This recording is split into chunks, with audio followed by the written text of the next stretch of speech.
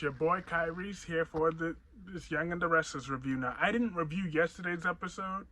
I had too many things to do, but I want to give a very brief depiction of what I thought of yesterday's episode. Yo, Nick, you little snitch bitch! You had to go tell you couldn't even let that plan play out. You had to go snitch on Adam. You little piece of shit! The hell wrong with you? At least Victor didn't get that mad compared to what he usually would be. But I'm like, Nick, you son of a bitch. That was the main part of what I thought about yesterday. Now getting into today's episode, Nate got what was coming to him. He got fired, and I loved it. Cause first of all, Victor don't even have a diagnosis yet. So therefore, Nate was determined to send Victor away. And let Victoria take over again. But Victor was like, okay, let me drop this charade. You're fired. And he had that nice big smile on his face. I'm like, I know that's right. And I loved when Adam's the one that was the first one that spoke against it, said, no, I don't condone this at all. Because with this day and age, they finally use realism because it's true. Because rumors, look at everything with all of them, really.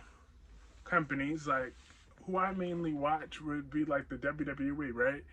You know, those rumors, they're like, those rumor clickbait websites are a bunch of cancers to businesses these days. So all it takes is, so Victor was to give some cover story like that, some crap excuse like that, they'll start circling like vultures. So nobody's gonna buy that, and that's gonna make the company suffer. And they don't even. And Victor got pretty much all the money in the world, so he could easily bring the doctors over to him, to his Newman Ranch or Newman Towers. They can convert it to that if that's the case, and that passed Victor's test, pretty much. And then you'll be shocked that Victoria actually agreed with Adam. Adam was like, wow, I never thought I would hear that. And Victoria made it clear that was not her idea, but she wasn't happy about Nate being fired, but who cares? She didn't look too thrilled about that one. So that's probably going to be more drama tomorrow. I can't wait to watch that one and review that one. But that was a plot point, because now they want Nate back at Chancellor Winters, pretty much, for another round of family drama. Eventually, inevitably. Because Nate will still have that same entitled attitude. He's going to say, I did everything right. Because we all know what Nate's going to say, I did everything right at him. And I did everything Victor asked me to do. And he still fired me. And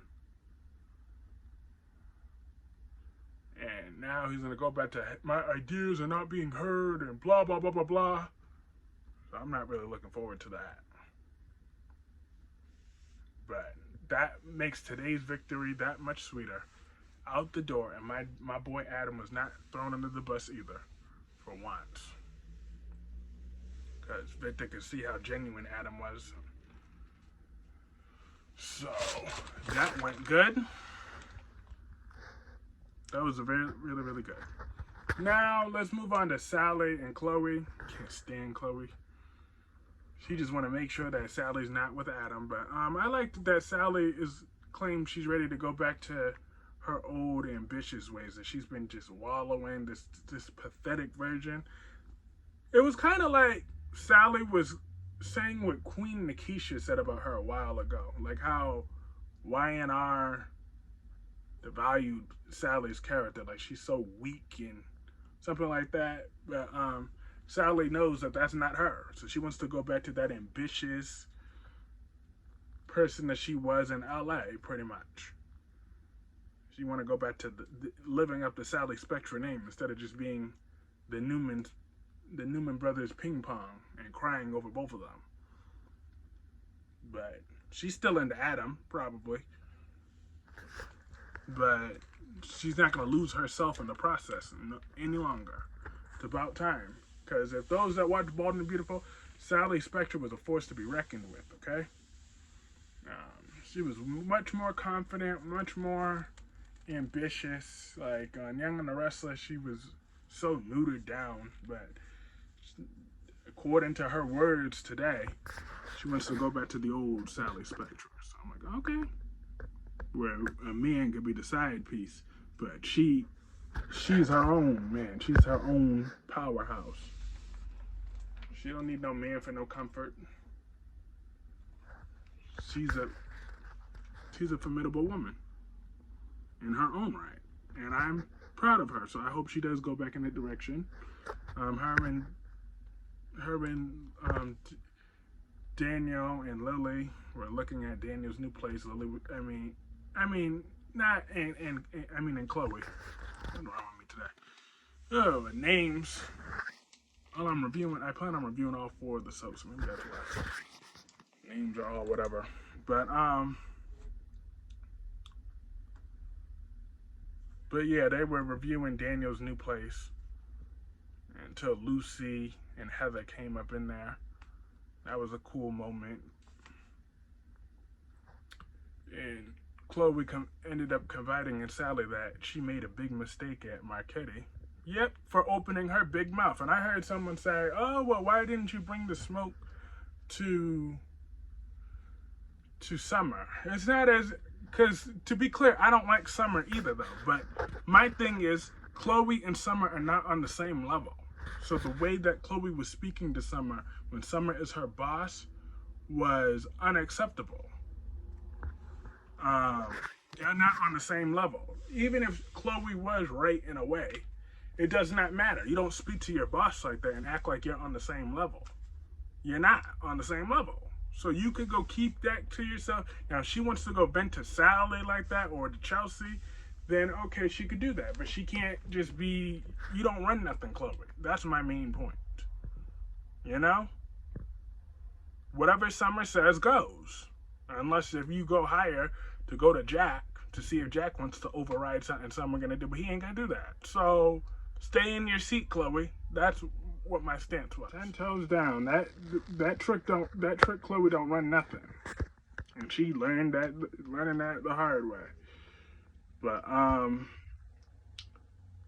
Devon and Abby, see, they have chemistry and all, but they don't really give them any real storylines, any juicy things outside of maybe a little bit of Tucker, but that's not really bringing no fire into that whatever, into their storyline. Like, he just briefed her on what's going on. She wants Tucker out of their lives. She's telling him, she basically pushing that he wants to reconcile with Nate anyway, so listen to Mammy.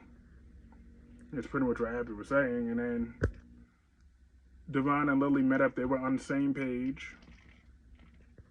Then Lily saw